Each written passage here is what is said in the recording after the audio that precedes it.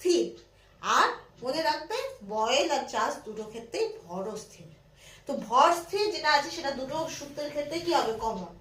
সে বয়েলের সূত্র হোক বা চার্লসের সূত্র হোক, যে সূত্রই হোক না কেন, এটা কমন যে ভর স্থির। তাই এটা নিয়ে আমাদের মাথা ব্যথা নেই। মাথা ব্যথা হলো চাপ নেই। চার্লস মানে চাপ, দেখো চার্লসের চাপ অ্যান্ড চাপের চাপ, তার মানে চার্লস সূত্রের ক্ষেত্রে চাপ স্থির থাকবে এবং ভর স্থির থাকবে। ঠিক আছে, তার স্টেটমেন্টটা লিখে নেবে। চাপ স্থির, দেখো ক্লাস 10-এরটা আমি বই দেখেই পড়াচ্ছি, ঠিক আছে? স্থির রেখে কোনো নির্দিষ্ট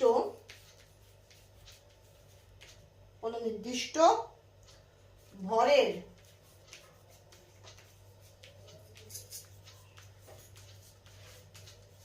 গ্যাসের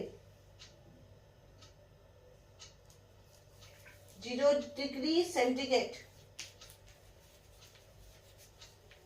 তাপমাত্রায়, হ্যাঁ, যে আয়তন, আয়তন হবে, হ্যাঁ, যে আয়তন হয়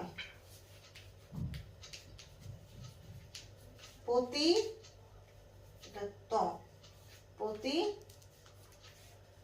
ডিগ্রি